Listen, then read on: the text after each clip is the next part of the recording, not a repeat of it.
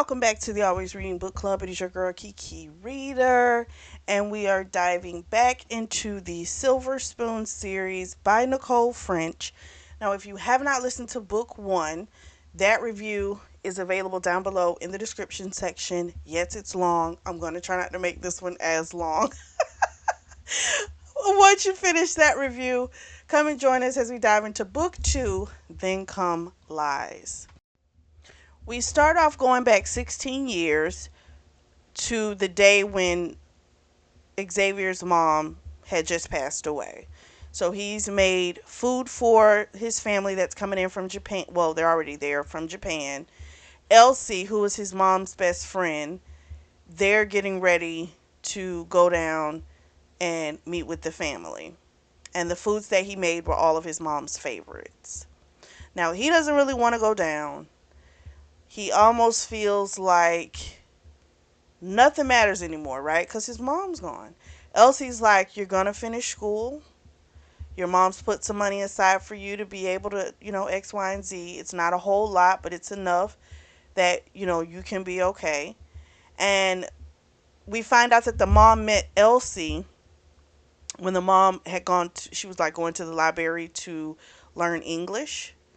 And that's where she met Elsie and they started hanging out. Elsie started coming to the restaurant, and eventually she started helping her with the books, and they were just friends until she died. And so she also told him, your mom told me to look after you, and that's what I'm going to do. I promised her. That's just what it is. So he's all choked up because he hadn't expected that, hadn't expected any money, hadn't expected, I'm saying it so wrong, expected for Elsie to be willing to look after him. He just hadn't thought of that. He really thought it doesn't matter what I do now, you know? So he goes down to meet his Japanese family, which he's met them before, and you thought it would have been heartwarming, but it wasn't. One of them, there's a translator for the grandfather because he doesn't speak any English. And the tradition is for them to be when they like cremating the body, because he had already had the body cremated. And what they're supposed to do is sit while it's being cremated, I guess, at the place. And he didn't know that, so that didn't happen. He already had the body cremated. And so he's told them that he was going to, spread her ashes in Japan. There was a certain place that seemed to please them. And they thought he was just going to give them the ashes and they were going to do it. And he said, no, I think my mom wants me to do it. And so that's what I'm going to do. I'm going to save up my money and I'm going to try and come at the end of the semester. And so they were kind of like, okay, if that's what it'll work. But then he hears a voice that says that's not going to work. And it is his father, Rupert Parker, alongside his brother Henry. And he introduces himself to the family. Then he said he's going to have to go to Eton Primary. And he's like, Xavier's like, I'm not doing that. Like, I've only got a year left. And Rupert's like, it's not going to work the way you think.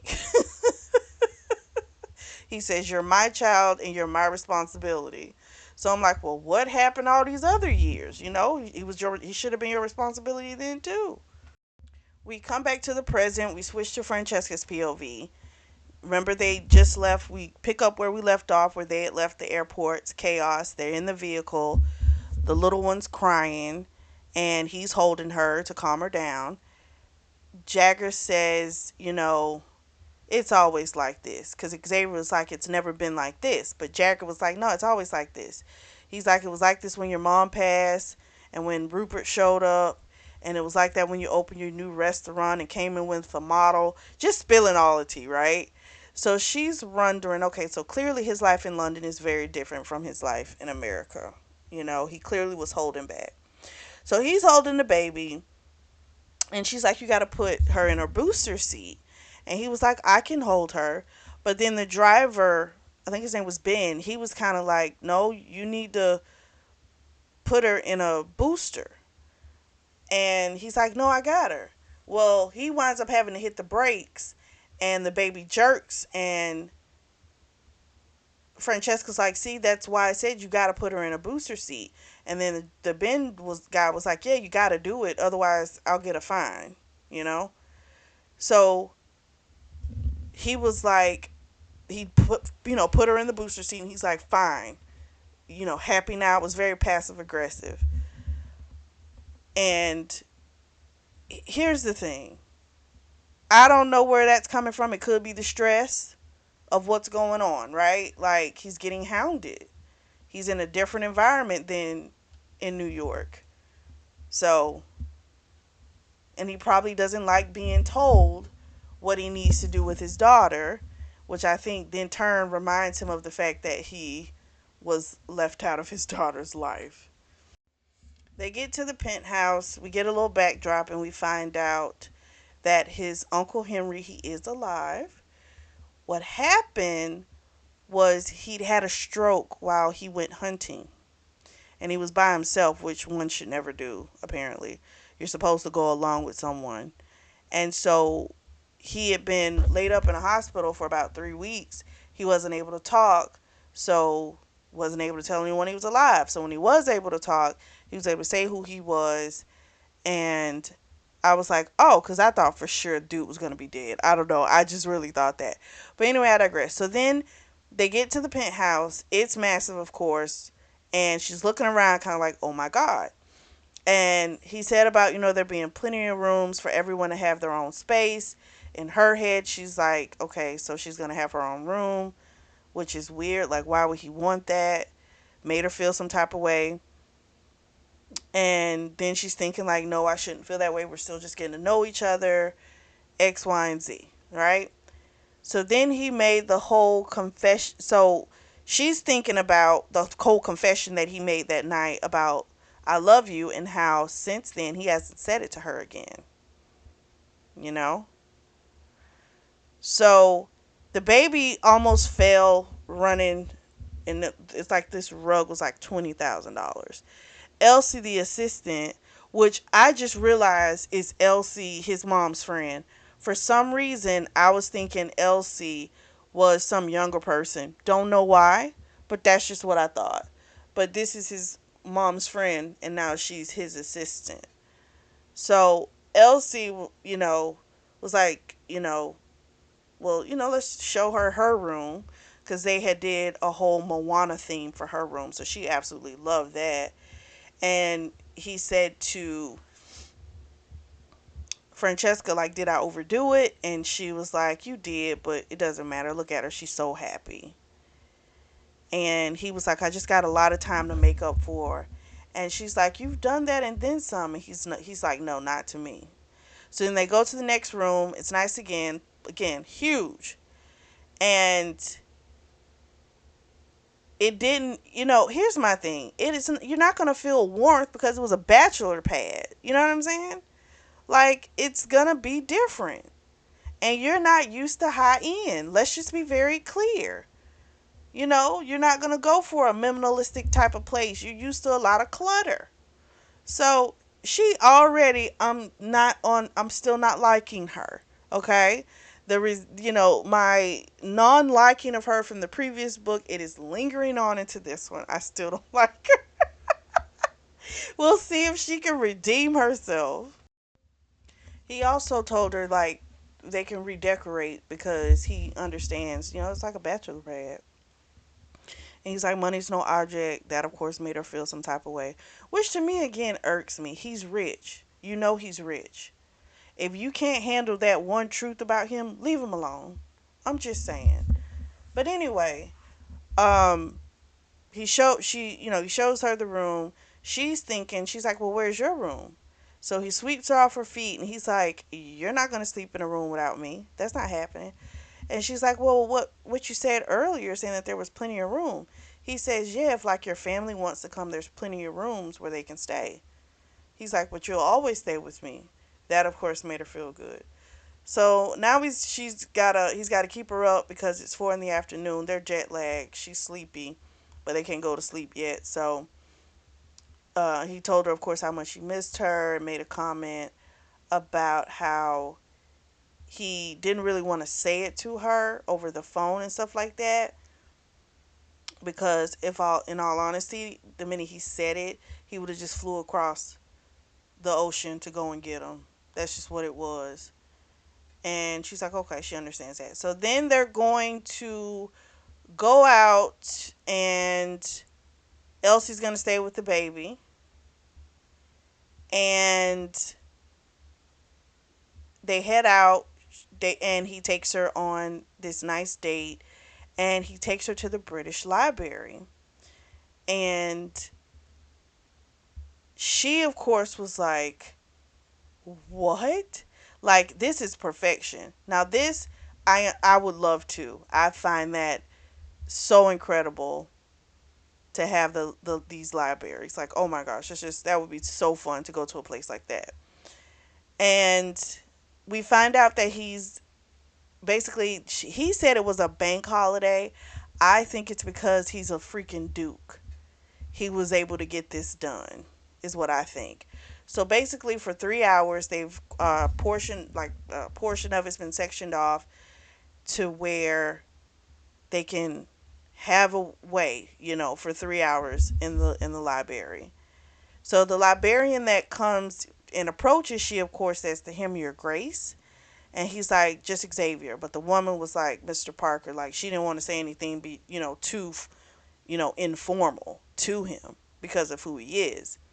So he took her to where they had the original. Well, let me say, not he. The woman, the librarian, took them to where they had the original manuscripts of her favorite author, Jane Austen. This girl was in heaven. They had to put on the white gloves, of course, because these are originals. And I can only imagine how she felt. She was able to see the notes that she wrote along the side of them. It was heaven. Absolute heaven. She sat at her desk. It was an absolute dream. And she just wanted to soak it all up. And for once, she didn't care about the fact of what this might have cost or, what favors he might have to do for it. She really wanted to just bask in the beauty of the moment. Like, this is a once in a lifetime opportunity. Everyone does not get this, So for once, she was like, I'm going to appreciate it. And I was like, thank you. Because, again, she gets on my nerves. She starts humming a song from Beauty and the Beast, and he's like, "Why? What are you humming?" She tells him what it is, and she tells him how he gifted her a library in there, and this being her favorite thing in the world, and he does that for her. It just makes me think about that. So now he's got this dark look, and he's like, "So that makes me the Beast." And she's like, "I don't know," but it drove her crazy. The way he comes over to her and he just towers over her. He's like 6'5" and she's like 5 something. And so he starts rubbing her nipples and gets ready to finger her because they left from where the original manuscripts were. And the librarian comes back and she's like, "Your Grace." And because he's so big, she's able to hide and get herself together. And the woman's like, "Dinner will be served." So they're going to have dinner in the library. And he's like, "Let me go ahead and get you fed so I can get you into a bed." How cool is that? So they're having dinner on the terrace, 4-course meal, private chef. Afterwards, he took her to Hyde Park, and that, walked off that 4-course meal. Just a beautiful, beautiful, magical evening. So when they get towards some place, they were outside, and he bent down, and it looked like he was about to propose. And she started to hold her breath, and then he was like, he was just tying his shoe. And she's thinking like, okay, am I really seeing this, or is like it's just in my head? You know what I mean? So then he didn't kiss her. And so when they got inside of the vehicle, she made the comment, Like, you kissed me when we were in the library and X, Y, and Z, but when we were just out front, you didn't kiss me. And he says, when we're in public, he's like, your kisses are for me. They're not for the fucking papers, you know? And he didn't want to share that private moment with the public, you know? And she, of course, took it in her mind. She's thinking he's embarrassed of me and all this type of stuff. Girl, if he was embarrassed of you, he wouldn't even brought your ass over there. You know? Like, come on. But again, all those insecurities, they're still there. They haven't been dealt with. So she's going to keep repeating the same crap. They get back to the penthouse building, but they go all the way up to the top. So at the very top of the building, he has like this Zen garden. Absolutely stunning. It's his favorite place in London. He's added the flowers that his mom, well, when they had that conversation about white is for one thing, pink is for one thing, and then like cama lilies or something like that, he had those all put up there after he got back from New York. And it's some type of hot tub that it's one they have in Japan, and they build these bathhouses around them, and people can kind of go in and relax. But if you have tattoos, you can't go in there. And that made her ask, okay, well, when do you start getting tattoos? So we find out he got his first one when he was 13, and his grandfather was super upset. His mom wasn't too happy either, and then that made him get the Sato name in Japanese, which made it even worse because now the grandfather was like, "You're bringing shame to the name." It was a lot, but there is they're like, I want to say like hot tubs or like something like that, but they're salt water, and they have a certain name, but I forget the name of them. But then he started talking about after that. I think the next time he got another one after his first restaurant, and different looks like different events in his life is when he gets these tattoos. And she's like, "Oh, okay, okay." So he was talking, and he always calls himself a bastard. And so she was saying that she's been researching, and basically, if he was a bastard, he wouldn't be able to inherit the Duke title. Well, come to find out, his mom and dad were actually married in Japan. But when they came back to England, the parents didn't accept, and so they never got a marriage license in England, but they were technically married when he was born, when that he was conceived. So he's not a bastard. So he, of course, was saying how he didn't really want that to be true. And I think because that's how he identified himself, right? He's the bastard of this guy. This is what it's been so long. And, the father, well, the dad wasn't around to take care of him until the mom died. So it was just kind of like this thing of he's the bastard, right? A whole identity issue. So now you're no longer that, but it's like your whole life, that's what you've been called and told. I don't think his mom ever said that to him, you know what I'm saying? But I think that's what he's heard. So it's kind of like an identity thing for him of now I'm not that. Like, how is that possible? He makes the statement of how, he doesn't want Sophia to have to deal with this crap, right? He's always viewed it as a burden. Her mind, she's thinking she would like for her daughter to have the choice. But this is where I get pissed with people. But if you know what the rules are, here's the thing. Technically, your baby is a bastard, right? Because in their terminology, the child is. Because you had the child and you all aren't married. So this is where she kind of irks me. You know how it works, right? You just described it to him, but now because it's your daughter, you would like for her to have the stop. It's even though you see that he clearly it is a burden for him and he doesn't want to deal with this stuff. It's a lot. She This is why she irks me.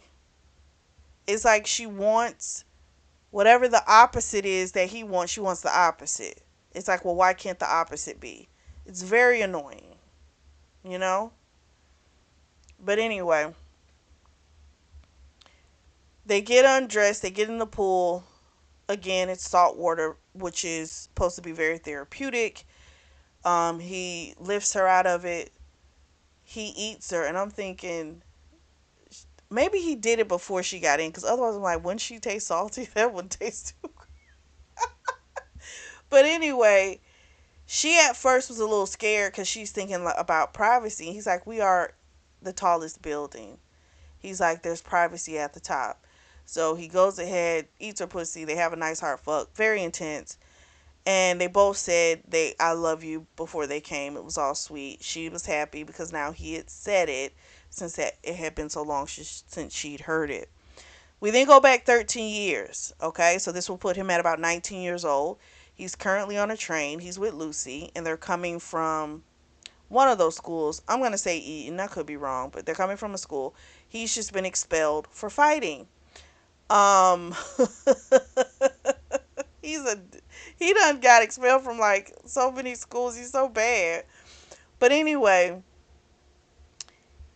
he Lucy, okay, we know is his friend, right? And Lucy's asking him, "What do you think your old man's gonna do?" You know, and he's like, "He's not gonna do anything. You know, hopefully he'll cut me loose, and then that way I can go back to South London, stay in the apartment above the restaurant, go to culinary school, and you can come back with me. You can go to LSC school." And she brightened up at the thought of that. She's like, "That would be nice, you know." So she's got a sister named Imogene. Imogene was introduced into society that previous year, and the family was like, "Thank God," because now they can introduce someone into society, right? Because Lucy's really sick, as we know from the previous book. She apparently has mast cell activation syndrome, which is what brought on the leukemia. And so at this point, she had gained a little weight, and she knows about him, his whorish ways and stuff like that, and she apparently doesn't see him. It still appears as if she does not feel that way about him. It really is just a friendship, which I think that's cool. I really do. I think that's super cool. And she's like, "You got to stop getting kicked out of schools." You know what I mean? So we find out when Rupert came and got him, apparently Rupert had shut down the restaurant and he rented out the apartment, and has been like putting him on this path to where he's going to school with the elites. So he, of course, doesn't want this life. And we find out like he's continuously fighting, and he never fights about himself. Like, he doesn't care what people call him. Hurts him, probably. I'm sure it does. But what gets him is when they call his mom names, when they call Lucy names. You know, they call Lucy cripple and they call the mom a whore and all kind of crap like that. And so this last fight, he fought the Prince of Denmark and it made the papers. Thus the reason this is a huge deal. But again, we know he doesn't care because he doesn't want to be involved in this crap anyway. So they finally get to Kendall and he gets on the platform. Lucy, her person, helps her. And then Henry Parker is there, his uncle. He knows he's in trouble because whenever his dad sends Henry, it's a problem. So we find out that the dad, Rupert, already knows about his expulsion. He got a call directly from the dean about it. And so they're not going to send him off to any other schools because this is when they found the marriage certificate, which proves that he is not a bastard. So now he's going to be trained for the dukemanship, and that's going to be his life. He's a bastard no more. So he found that out when he was 19. Also, Rupert had remarried and the woman he married, Georgina, she had a son named Frederick, and Georgina, I guess, always treated him like crap, I guess. And so we're finally like he's at the point now again he just wants to leave even though he now knows okay I'm not a bastard. He still doesn't want any part of this life. He just doesn't, which I can understand because it's like still this is your father and he still like threw you away, you know what I mean? So I still get it. So we fast forward about a month and we're back to the present, and our girl feels like they've seen everything. Francesca feels like they've gone to all the big sites numerous times. Sophia's starting to get homesick. She's missing her classmates from preschool, and she's missing the family, even though they video chat. But she doesn't like the video chat anymore because at the end of the conversation, she's always like, "When are you coming to visit?" And they're like, they're not. And she gets all upset and starts to cry. So they're only supposed to be here for the summer. She gets a call from her sister Leah, the oldest, and Leah flat out is like, "Has he asked you to marry him yet?" And Leah's clearly, is like, "This was all about to see if this could work, like a trial run. So what's the holdup?" And she's ready for it to just happen. Now, these are questions in her head as well, though she tries to push them off. It's, she says that, the whole, it's only been a certain amount of time before he came back into our lives, X, Y, and Z. And then Leah makes a comment about baby Lupe growing out of her clothes. And she's like, "You think you're going to need him? Should I save him?" And she's like, "Okay, I'm getting off the phone." So Elsie comes in and she's like, "Oh my gosh, you're okay." She was so worried. And she's like, "What? What's wrong?" And she looks at her phone. There's a bunch of messages from Xavier. So he had, started off with, "How's your day?" and things like that. And then, you and Sophia should come down for dinner to the restaurant. And then still not hearing from him. Now you start panicking, like, "Oh my God, what's going on? Where are you?" So she's looking at Elle. She's like, "Oh my God, I'm so sorry. I didn't realize it. So she's like, "It's too late for Sophie to come because it's 6 and her bedtime is 7:30. So it's too late to take her out."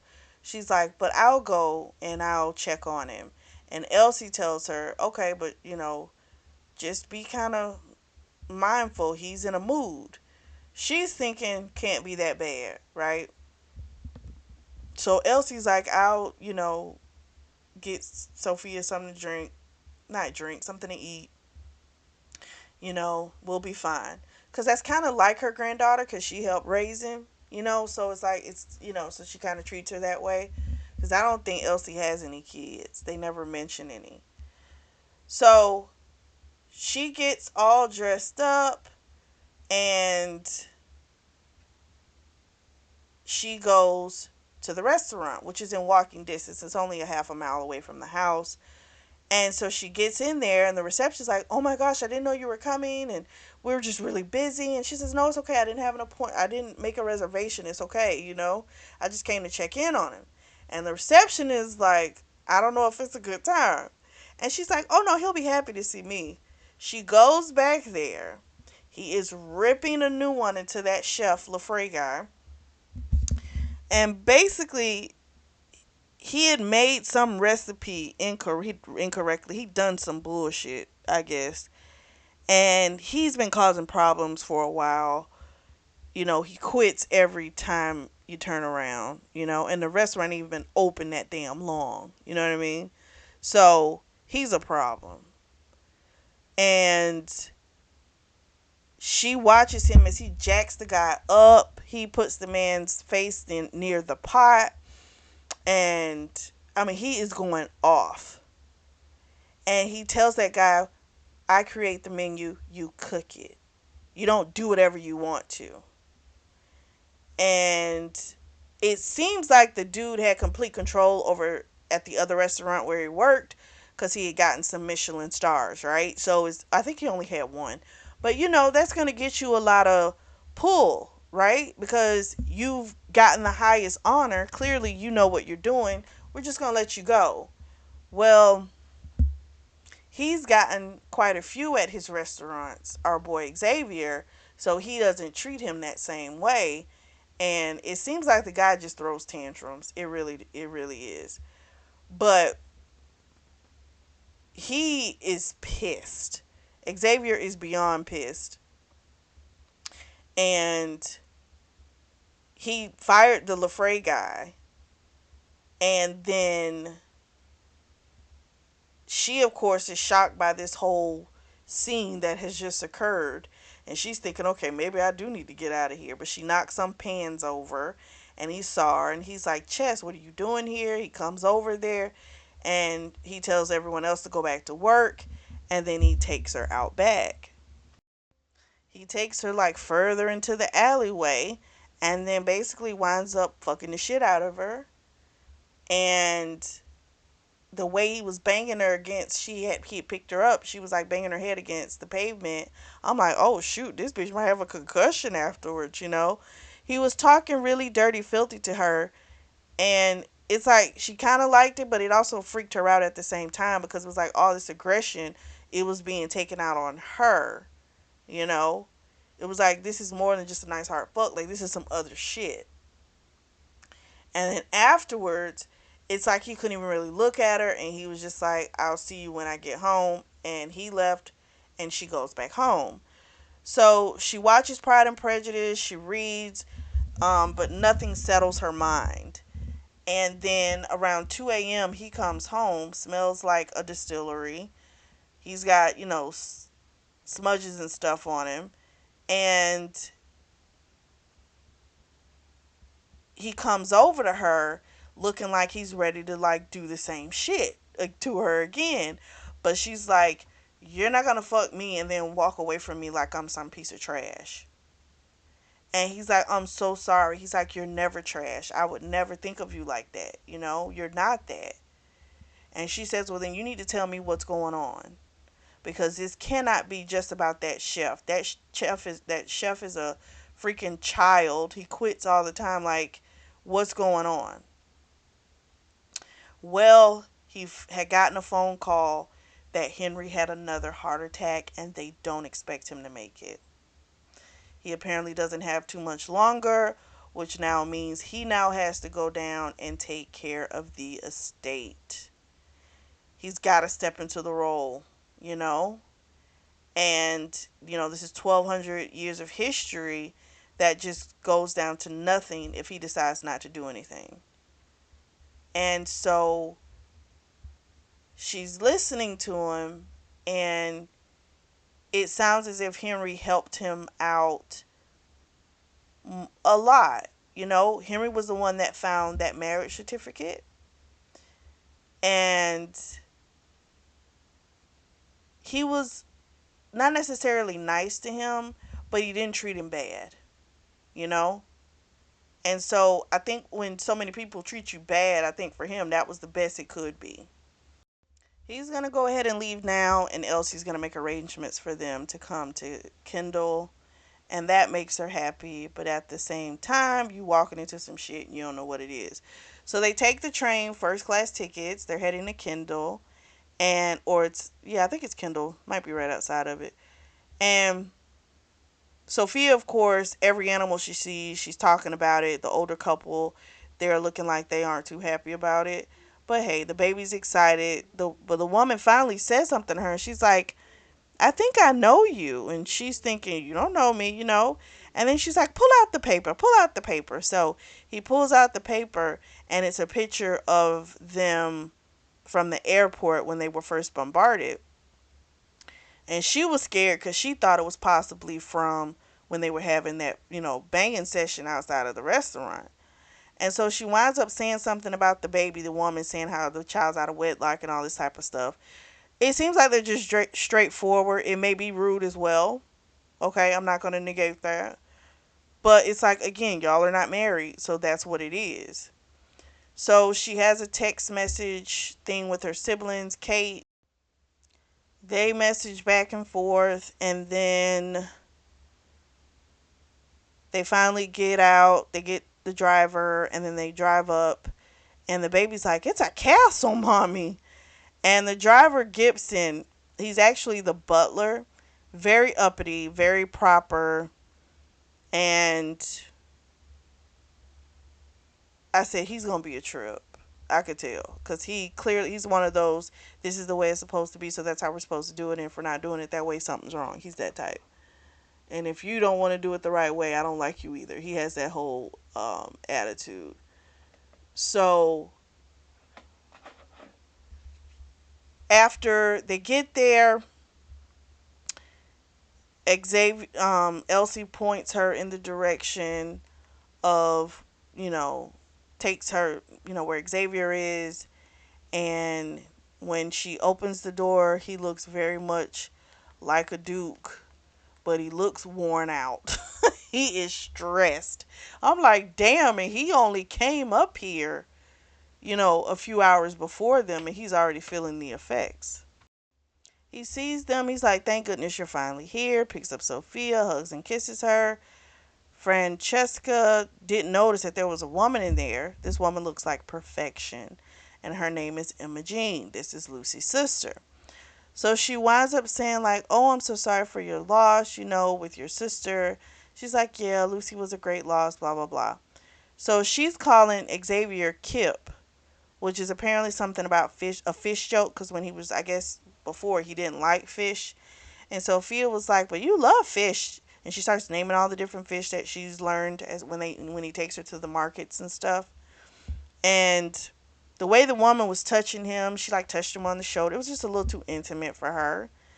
And but you can tell on the way it's described in the book, this woman, she wants him. You gotta remember, they're just in a relationship. They go together, yes, but he's not married and he's a duke. So I'm just saying, he's prime real estate in their world. So she was trying to talk to Sophia, but Sophia was very offish. Like, she didn't really like the woman. Like, she could sense, like, I don't want to talk to you. The woman was a bitch. She kept calling her like a different name than her own. She's just very rude, very nasty. Um, she made a comment about the out of wedlock crap too, and I mean, again, the child was not born within a marriage. That's just what it is. I mean, I just don't know why it bothers her. So, to me, it really shouldn't bother her when she kept it from the guy. So, this is not going to be just a weekend trip. Apparently, there's been a lot of mismanaging, a lot of bull crap going on, and he's going to have to stay here for a little while. And the woman made a comment about it might be more entertaining for them, to go back to London.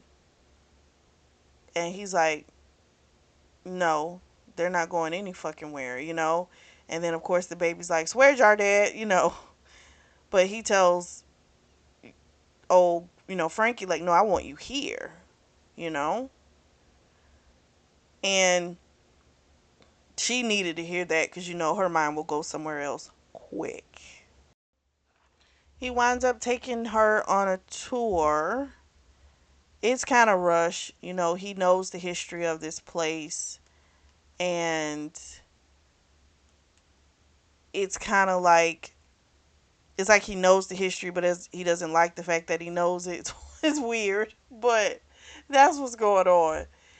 And so, yes, it is rushed. It is rushed.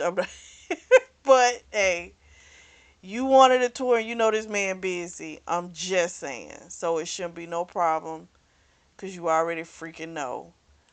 But anyway, they go in to visit his uncle, and the guy can't talk, but he still does the whole introduction. The guy touched her hand because he can move a little, so she does realize he's dealing with a lot of grief. It's not just the estate, but it's the grief on top of it of his uncle. And they clearly meant more to each other than what she originally had thought. So then when they leave out, Georgina and her son Frederick, they live at the house as well. And he's pissed off, Xavier, because he's like, you left Uncle, for dead. And they had not anticipated on our boy Xavier being there so soon. And I'm like, okay, so what's their angle? Because Frederick's not his kid. I mean, Georgina was the Duke's wife, so she's still a duchess. Okay. But I'm quite sure there's some type of angle. There always is. She, of course, is talking about how good Frederick, he's in good graces with the queen and all this type of crap, all this great stuff. And the accountant and lawyers come, and so he's got to go. And Sophie's going to go with him because Elsie had been chasing her, and that broke up the little meeting between Georgina, Frederick, Xavier, and Francesca. But then when he left, I'm like, you just gonna leave her with this bitch? Like, you already know she a mess. Like, but anyway, he left her, which I say he's wrong for. It should have been like, let's all go. Like, don't leave her there. But anyway, he did. And the heifer was going in saying how, we don't need any scandals and all this type of stuff. And there's an article that she pulled out, and looks like already the people on the train done talked to some type of freaking news outlet saying stuff about how they don't know if that's really his kid, and she was, very rude and just all kind of stuff. So she's getting upset because, people are calling her a liar and saying this isn't his baby. And now you got this woman you don't even know saying we don't need any scandal to this place. It's becoming a lot. She was eventually able to find his office, and he's got all this stuff going on. There's drama at his restaurant, so Jagger's trying to handle everything with the company. They have dinner, and it's Lucy's parents that are going to come over, and she's telling him about what's in the paper and the things people are saying. And he, of course, is like, it'll be okay. This is what they do. It'll pass over. So they're having like pre drinks, before dinner, and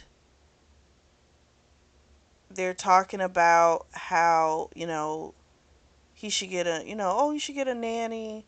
It's about time you should go ahead and get a nanny. And she's looking like, why do we need a nanny? Like, I take care of my child. And he's agreeing with about the possible nanny and stuff. And this is pissing her off.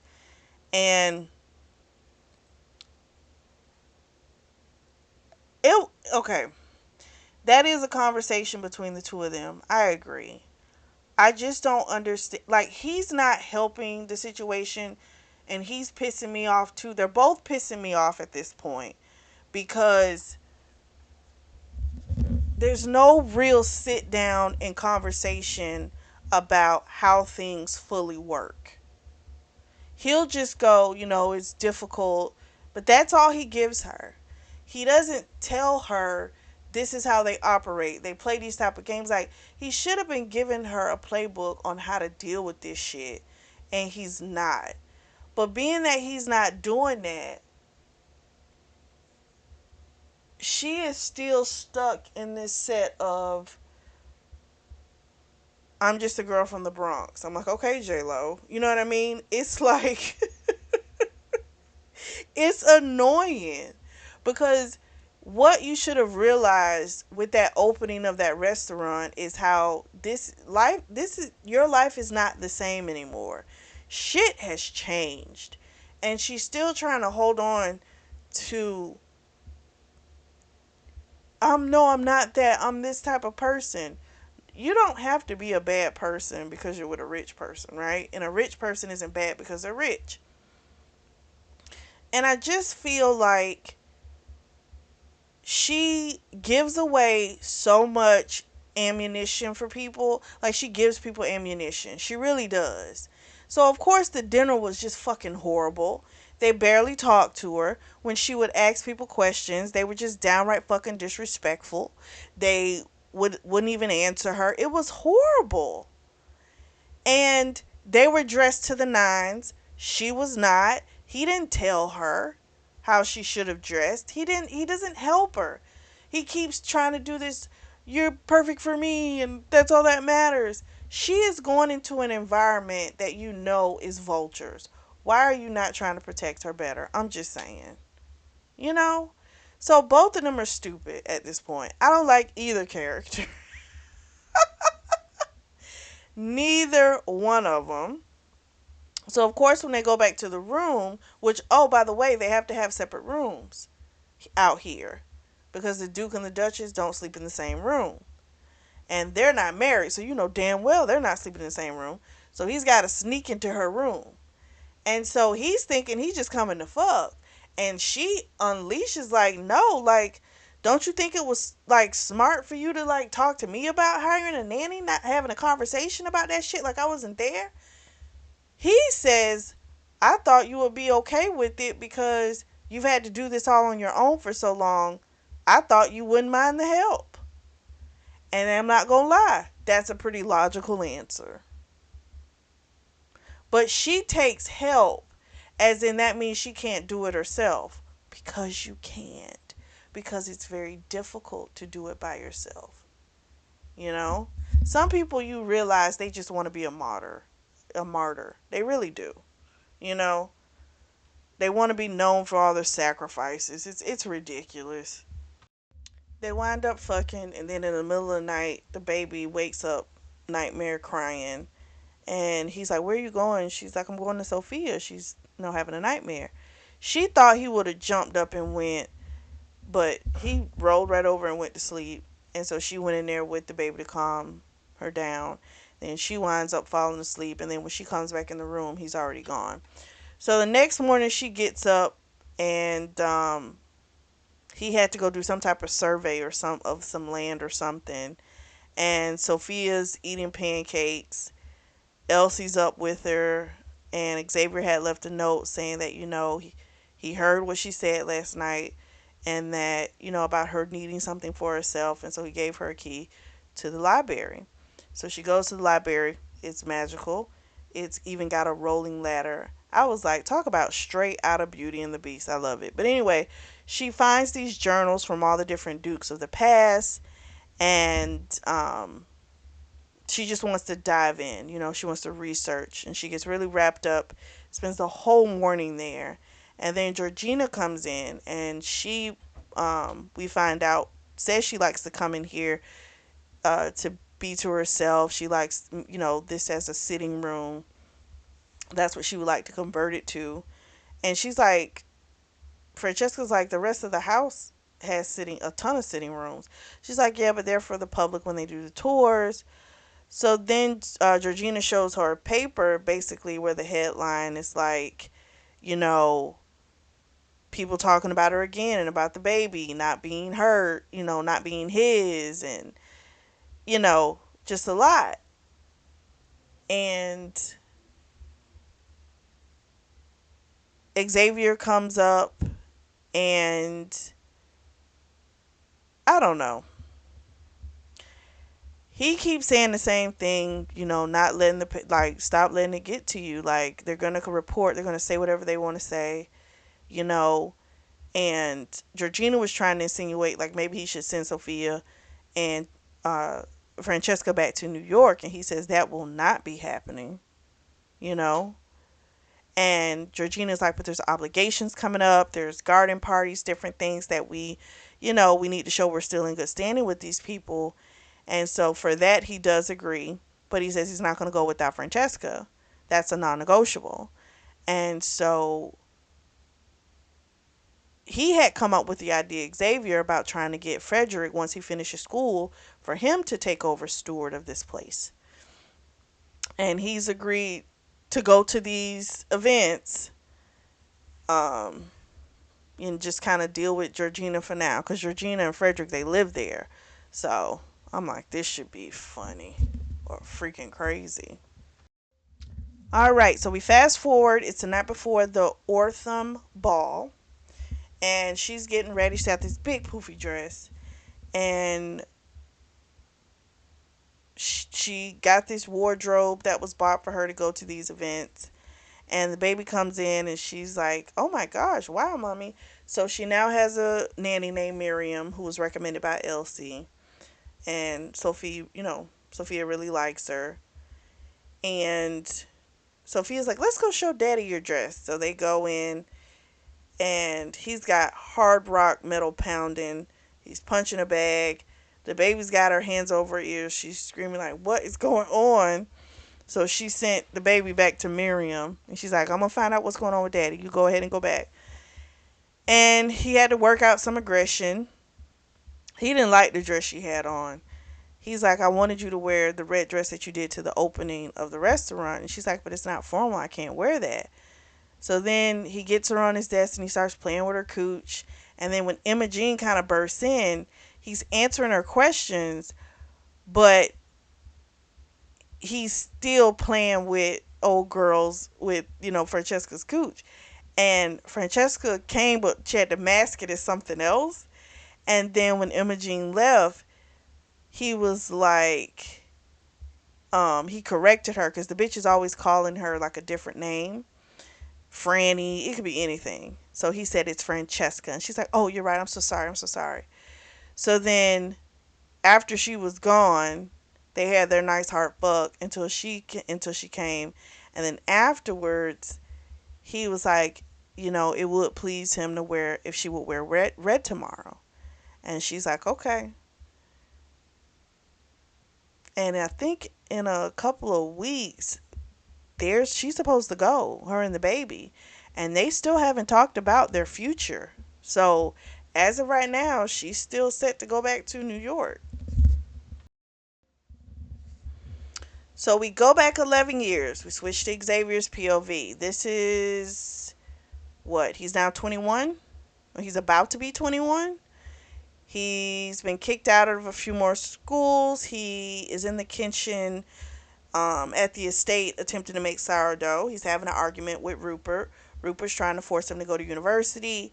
He's let him know he's not doing it. It's not happening. Rupert throws a cast iron at his head. He ducks. He misses. Storms out. Henry comes in and Henry and him have a talk. And Henry tells him, your dad is acting this way because if you leave, he's going to miss you. X, Y, and Z. Henry also knows that deep down Xavier does want to be accepted by these people. That's the truth. So throughout the conversation, the dad still calls him bastard, different shit. And, wouldn't it be nice if the dad stopped calling him that bull crap, right? But anyway,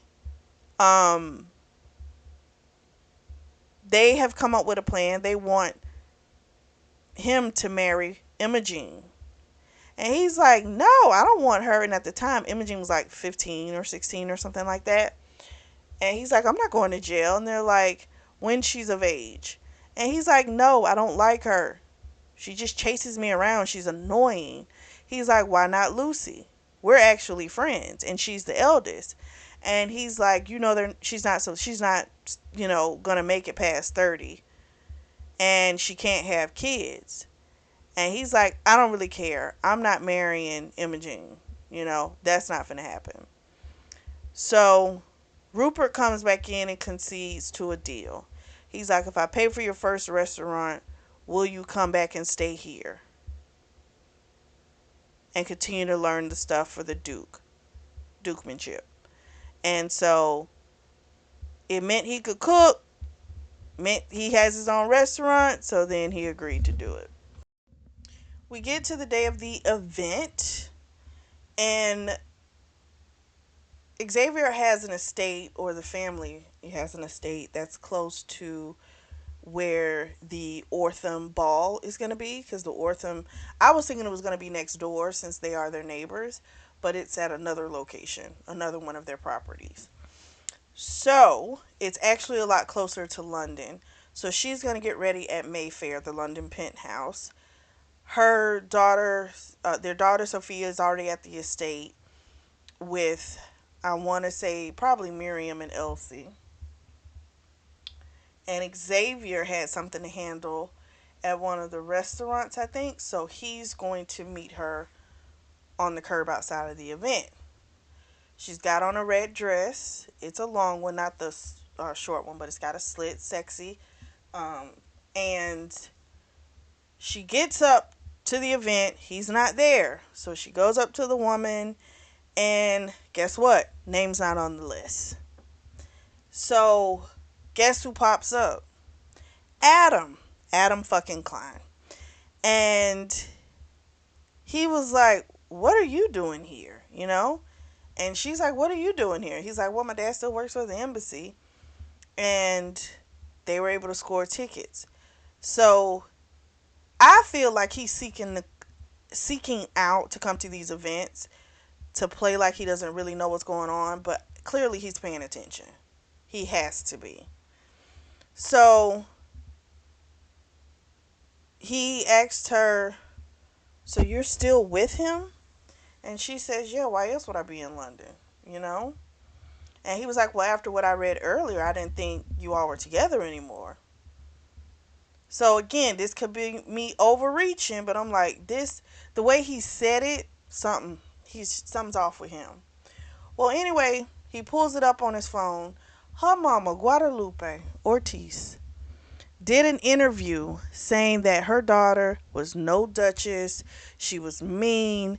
She was always that way, even though she's the one that raised her. Just lying. Okay? And she couldn't believe it.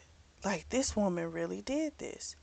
Well, she was able to get in with Adam. And so she went in with him. But it's just kind of like, that's so jacked up that her mom did that. You know? It's like you're not moving fast enough on her end. So now she wants to completely sabotage you. Because you know they paid her a couple dollars. So she'll do anything for money. I say that bitch probably going to be right back on a bundle. I wouldn't even care. So that's why she was good being out of your life. She ain't no good. If you can that fast lie and try and screw up stuff that fast, something wrong. So she goes in with Adam, and then eventually Xavier shows up. He of course is like, you know, what's this? And she says they wouldn't let me in. He was nice enough to let me come in with him, you know? So he pulls her away, and because he was ready to fight the dude, because remember he had already told him, you know, touch her again, that's it. So they're fussing a little bit, and she's like, I need something to drink. So she winds up going, they go their separate ways. And she winds up getting kind of drunk. The punch it was spiked.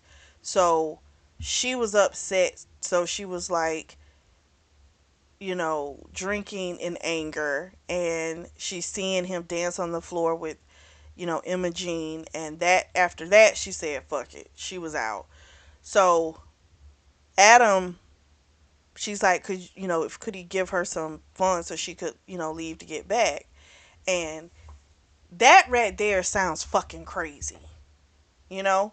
And I'm like, the dude gave her $200,000 that she has. You didn't have to ask Adam for no goddamn money. And the fact that Adam's response to you was, I'll give it to you if you give me your London phone number. If you give me your phone number, here in London. That's trash. So he's not your friend. He's still on some bullshit. And I was just like, wow. So anyway, she goes to the estate, and the butler there, his name is Bledsoe. He didn't want to let her in because he was like, he don't know who she is. But I'm like, people look at the news, look at online papers. He knows who the fuck she is. He was being funny. Elsie comes out and is like, that's Sophia's mother, blah, blah, blah. So she comes in, and the Bledsoe guy didn't want to leave Elsie alone with Francesca, even though I'm like, you already know this is the girl's mother, the Duke's child's mother. Stop it, So her and Elsie have a conversation, and Elsie gives her theories about different things, saying, she think that Rupert was in love with Masumi, which is Xavier's mother's name, and that the family couldn't accept her. And Francesca thinks it's because, all the romance novels she reads, which is why she thinks the way she thinks too, so she gets it. So Elsie's like, it'll be okay, give things time. She leaves. So then she gets a FaceTime call from Matthew and Nina, and they've got news. So they have set a date to get married in October, which is like a month or two away. They're going to be moving to Boston so that she can finish her art degree at Wesley, because she had gotten married, got pregnant, and had to leave school.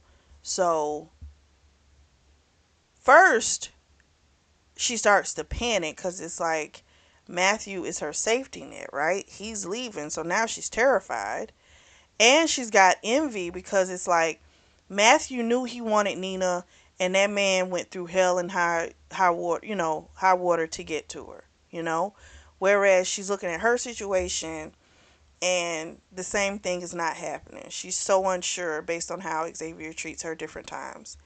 So they have more news, but she rushes them off the phone, and she's like, I'll talk to you guys tomorrow and all this type of stuff. And then she, of course, starts to cry because, like, now she's like, I got a month to figure out what I'm going to do with my life. And she doesn't want to have to keep running to Xavier every time she needs something for the baby. But I'm like, okay, but this is why you have child support. If you all are not going to be together and he needs to help you, he can help you. He has the means to help you, you know? So she's making it more difficult than what she wants. Than what it needs to be. And the fact that you keep depending on Matthew to be a safety net is a problem too. Matthew finally found his family. He finally has a life, and you should be over the fucking moon ecstatic for him. Instead, you again, selfish bitch, okay, still don't like her. You're more concerned about what you're gonna do when you got a filthy rich fucking baby daddy and $200,000 sitting in your bank account. You acting like you're dead broke. That's the shit with her that just irks me. Next morning, she's woken up by Xavier. He knew she was drunk. She was rude to Bledsoe, I guess, but he was rude to her too, shit. But she was like, she'll apologize. She was drunk. He's like, that's fine. That's why we pay him the a lot of money so he can put up with us. So she tells him about Matthew's wedding. It's gonna be in Italy, and them moving to Boston. And he says, yeah, Nina's a good catch. Italy will be wonderful. You'll love the food. He says, you've got family there, right? So that should be nice. Doesn't say anything about we. So they have this fight, which was going to happen regardless, and they needed to have it out. She is upset about the press, right? The things that are happening. He's trying to tell her not to worry about it. There's nothing that can be done. And he tells her, hell, now you know how it feels. That's what I've had them do to me my whole life, and you just dealing with a couple of weeks. So he snaps at her because he's like, I don't have time to deal with all your insecurities. He's like, I've got all this stuff on my plate that I've got to handle. I don't have time for this. And she had made a comment about, trying to figure out what to do with Matthew moving to Boston and stuff. And all he said, all he asked was if Matthew was selling the house. Didn't say anything about coming back. And he just says to her, I'm sure you'll figure it out. Now, I will say this. That sounds like someone that there's a separation. You have your life, I have my life here. Whether he said it or not, that's how the fuck that shit comes across. Right? And she's too focused on how she feels, right?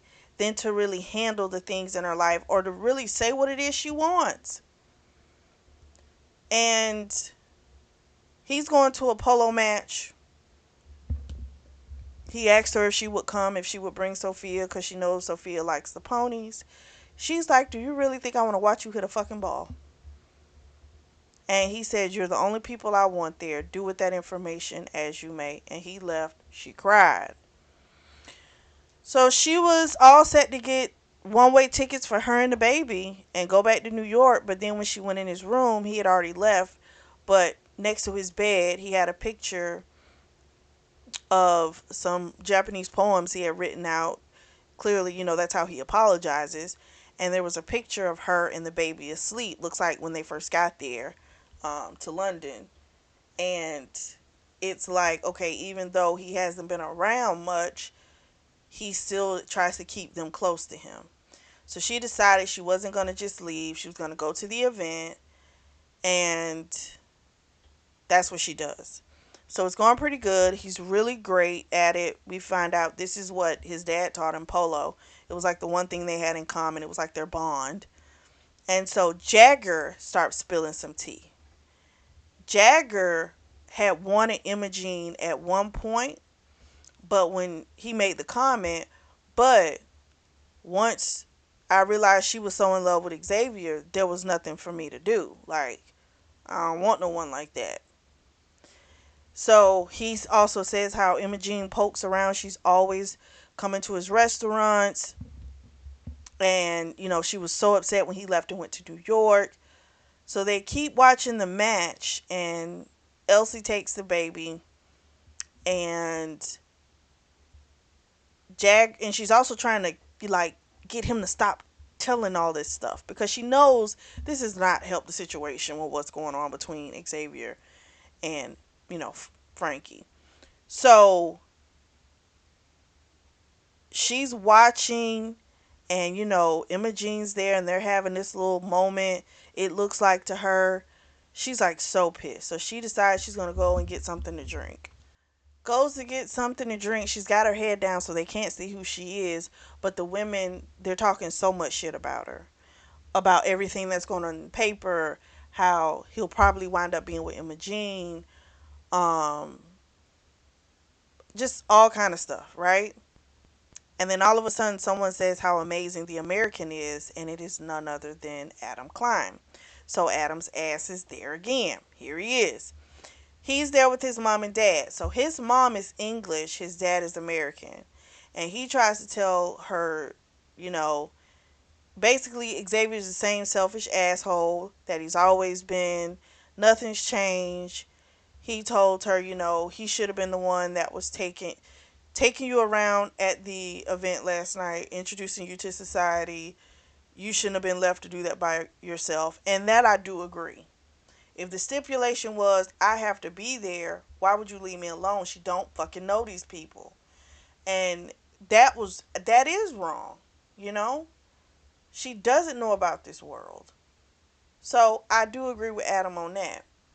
He also stated, look at him now. He's playing in this game. He doesn't have to play in this. He's choosing to do this.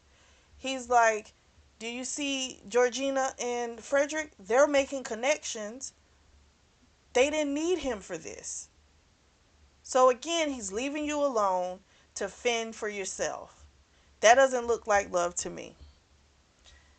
Not gonna lie, I can't knock Adam 100%. However, Adam, she don't want you, so stop. You know what I mean?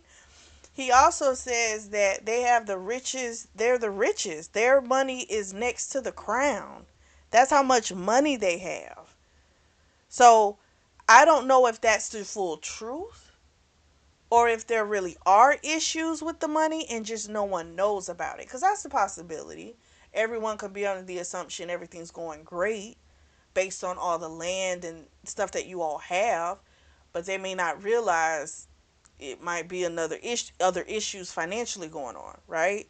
So I don't know, but he keeps saying to her how, why do you keep wanting to be with him? All this type of stuff. And then the bitch grabs and kisses her. She pushes him away, does the whole, what are you doing? And then she hears, or they both hear a voice that says, yes, what exactly are you doing? So our boy Xavier jacks up Adam. She has to calm him down, stop it from beating the shit out of him. Him and her go to the stables. They have this little shouting match where he's like, you want attention, and you give it to the first bloke that gives it to you. He's like, all these men here were looking at you, wanting to get underneath your dress, and you pull this type of shit. And she's like, I didn't kiss him. I didn't want him. I pushed him away. They wind up having like this fuck sex. He wouldn't let her come, but he came. And that pissed her off even more because it really made her feel like a piece of trash. And so she keeps crying and walks off. Adam comes up. He's like, what's wrong? What's wrong? And Xavier lost it. He's like, get the fuck away from her, punches the shit out of him. And she was just like, this is just too much. Xavier winds up telling her maybe it is. Maybe it's best if she leave. And she was like, you asked me here just to ignore me. And so she's like, you're right, I should go. And then he calls after her, Francesca. But she's like, nah, she's out of here. So she's on the phone with her sister, Kate. Kate felt like, listen, it's time to call it quits. She's like, he's putting you and that baby on the bottom of the list. And you all are supposed to be his family too. And he doesn't even want to talk about your future. Like, what the hell is this? This isn't good. And back home, we find out Marie, who I think I mixed Marie and Leah up. Leah's the oldest. Marie's the one that's the cook. Her boss just retired, so she's now going to be going to Paris to the Cordon Bleu to start her training. Joni, who's the dancer, she was an understudy to play in the movie Chicago, but then the main person hurt themselves, so she got bumped up to main character, but now she's broken something and it's bad to where she needs surgery. She might not even be able to dance again. Pretty dramatic stuff going on. And she's feeling like all this stuff is going on back home. I'm dealing with this is just too much. Too much. So she gets off the phone and she decides, fuck this, she's going back to New York. And she looks up some flights. There's one that she can make tomorrow. She starts packing up all her shit. And then she opens one of the drawers and she sees a picture of her, and on the back of it, it says, finally home. And it makes her think, what am I doing? It's only been a few weeks. And it makes her think, I shouldn't just give up this fast.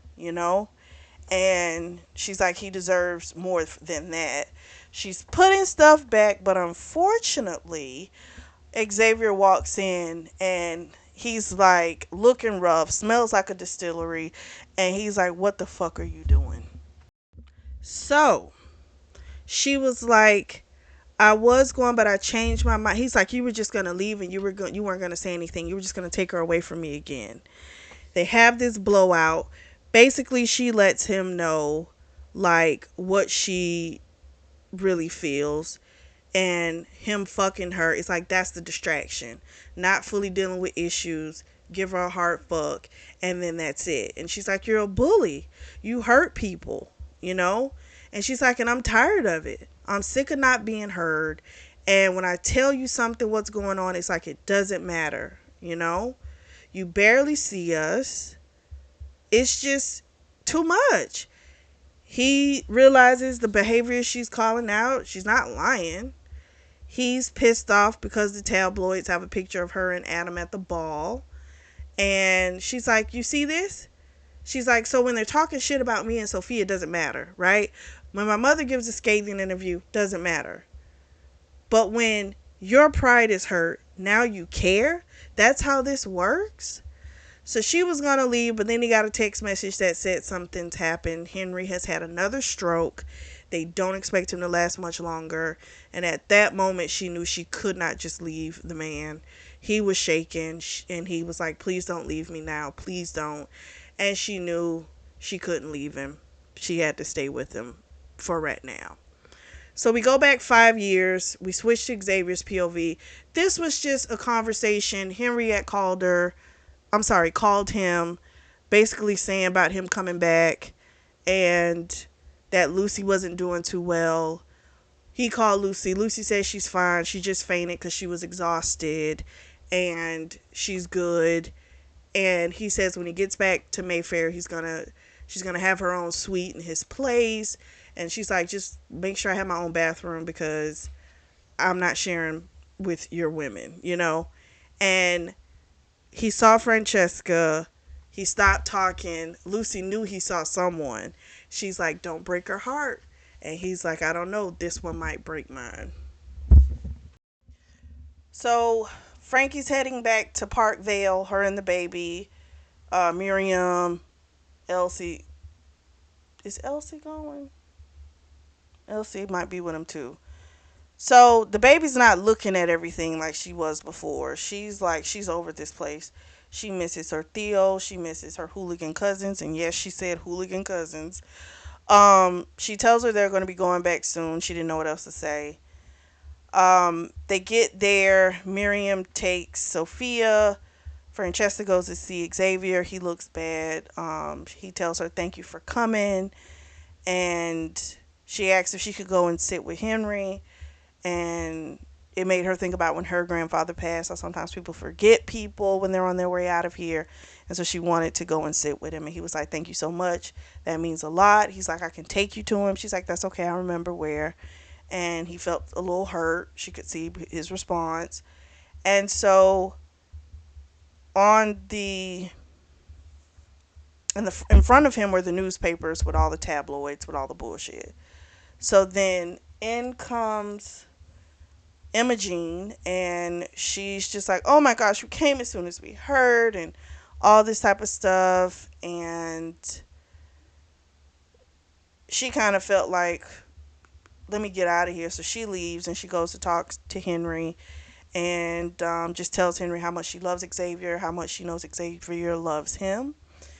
And she hears Xavier say, I'm glad you still love me, you know. He asked if he could have some words alone with his uncle, and told her not to go too far because he had some things he needed to tell her as well. She goes out into the garden looking for Sophia, but Sophia, honey, is off messing with the sheep. So Frederick pops up. He is not at all what I thought. I thought he was going to be like this snob asshole. He's not. Come to find out, they have a really good conversation. He really does love Xavier. To him, that's his big brother. Xavier's always been nice to him.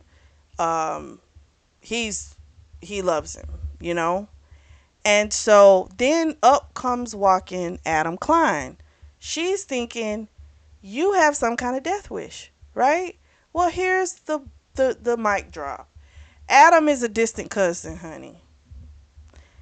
So their great grandfather had two sons. One, of course, was gonna, keep the Duke line going, and Adam, I'm assuming from his mother's side, was a part of the one that wasn't gonna inherit. Okay. However, they got disinherited completely because of some bullshit that they pulled. All right.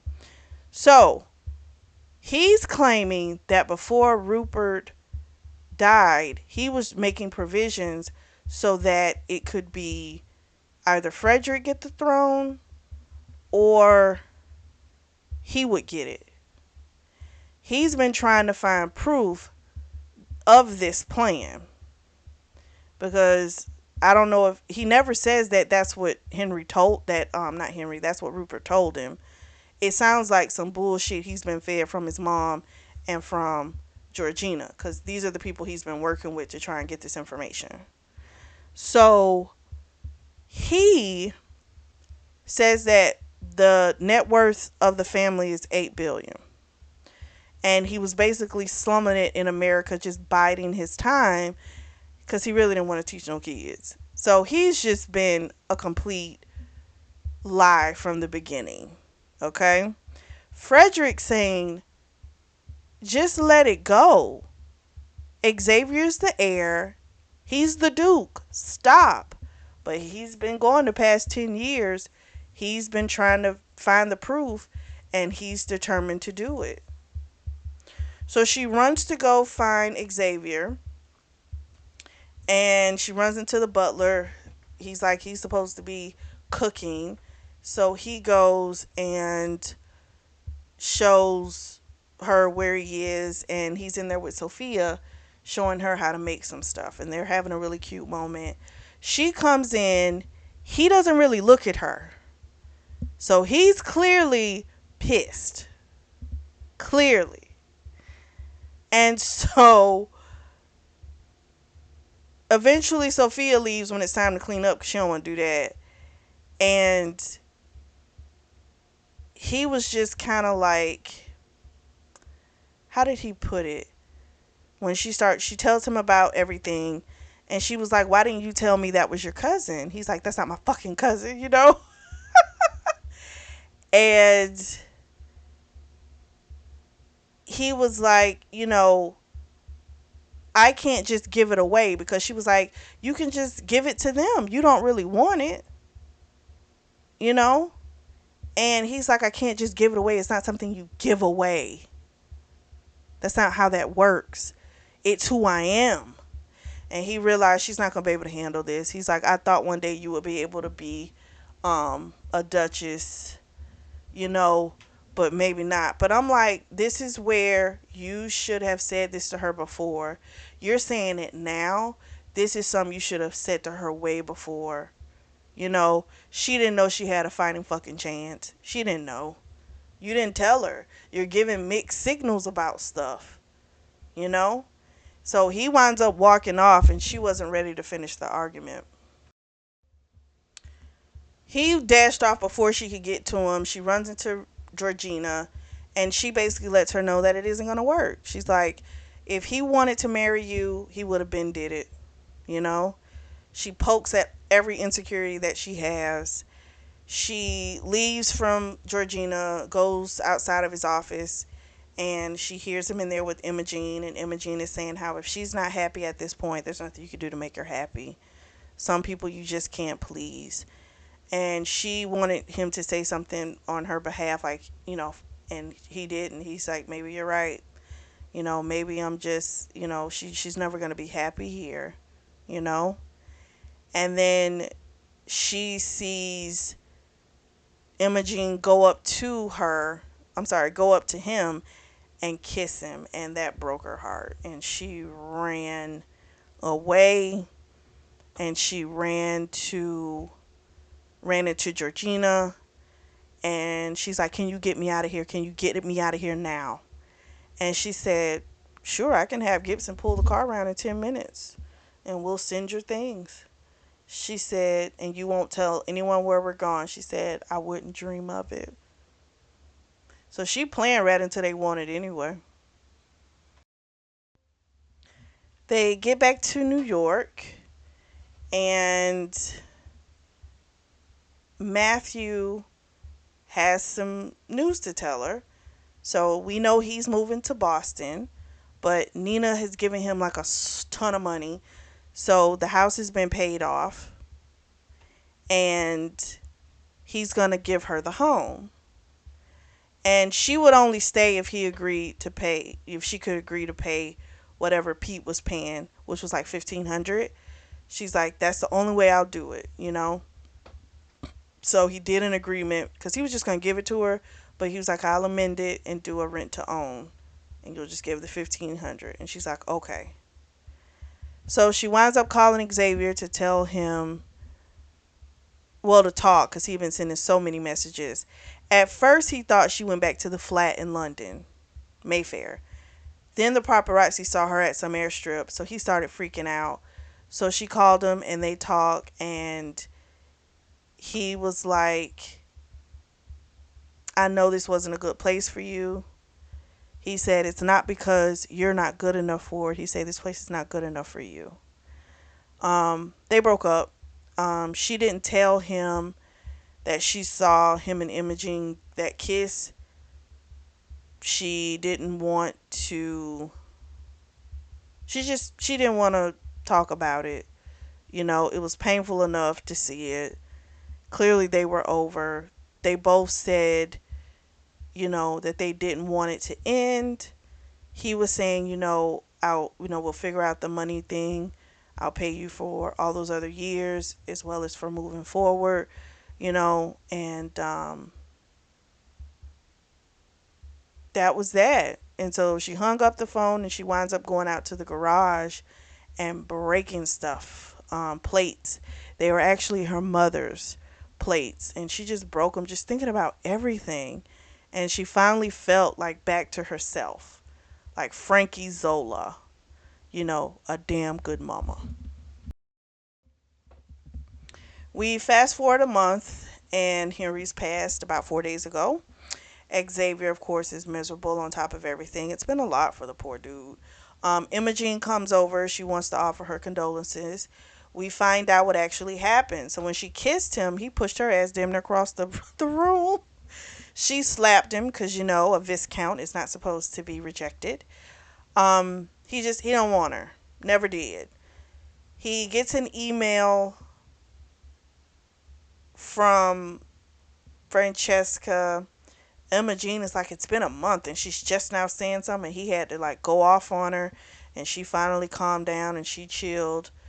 And so it was a handwritten attachment. It was like a blank email but with an attachment. And it was a handwritten note. And she of course was like, how sorry she was for his loss. And she truly was. And that, 5 years ago they were different people, and that he was right. And she's like, I'm going to do things differently now. I'm going to tell you up front. I'm pregnant. Yes, it's yours. She scratched out all the if you want to be there, you can, all that type of stuff. And that is how it ends, with that revelation. And so the final book in the series is called Last Comes Fate. And so, what did you all think? Are you all mad at them too? Or is it just me? Because I'm mad at both of them. They both piss me off. I am into the story because it's a page turner, I must admit. But I'm pissed off at the main characters. Sometimes you can just say, okay, your communication's trash, right? That's basic. But no one wants to accept it's like what the reality of the situation is, and they keep trying to make excuses for it. And those excuses don't work. And then it's like, and now we got another kid on the damn way. Oh my gosh. It's just so much. The Adam dude, that was a great reveal. I knew something was up with him, but I had no clue it was going to be that he was actually somewhat a part of the family. That I did not see coming. But I knew something was up because he kept popping up. So that's crazy. We'll see. Maybe I wonder if that marriage certificate was real or if Henry made it up. I wonder. That should be interesting. But other than that, I did enjoy the read. They just aggravated me with their stupidity and him leaving her alone all the time. I just thought that was stupid. It's like, if you want her to feel like she's a part of this journey, then how about you really bring her along? Don't bring her to the estate but then leave her by herself and like figure it out. That's stupid. But what did you guys think? Drop down in the comment section and you guys let me know. If you are in the market for a beautiful notebook or journal, I do have those available. And the links are going to be available down in the description section below. Make sure you like and subscribe. And as always, I truly do thank you all for your support. And thank you for tuning in to the Always Reading Book Club.